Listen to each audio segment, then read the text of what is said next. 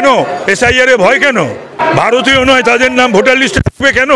ভারতীয় যারা, সে হিন্দু হোক মুসলমান হোক, ভারতীয়দের নাম তো বাদ যায়নি, যাবেও না। সাধারণ মানুষ, আদিবাসী, মাই তৃণমূলীরাও সুরক্ষিত নয়। বাংলায় মমতা রাজে কেউ সুরক্ষিত নয়।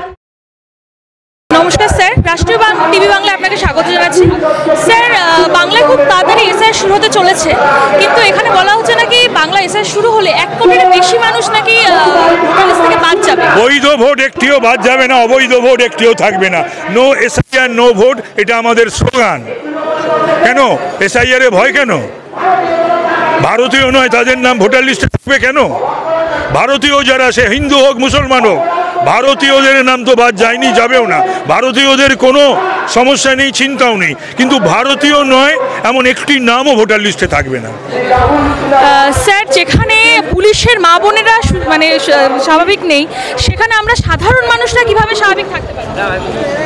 না, পশ্চিমবাংলায় নারী পুরুষ, বিরোধী মানুষ, ব্যবসায়ী, সাধারণ মানুষ, আদিবাসী, মাই তৃণমূলীরাও সুরক্ষিত নয়। বাংলায় মমতা রাজে কেউ সুরক্ষিত নয়।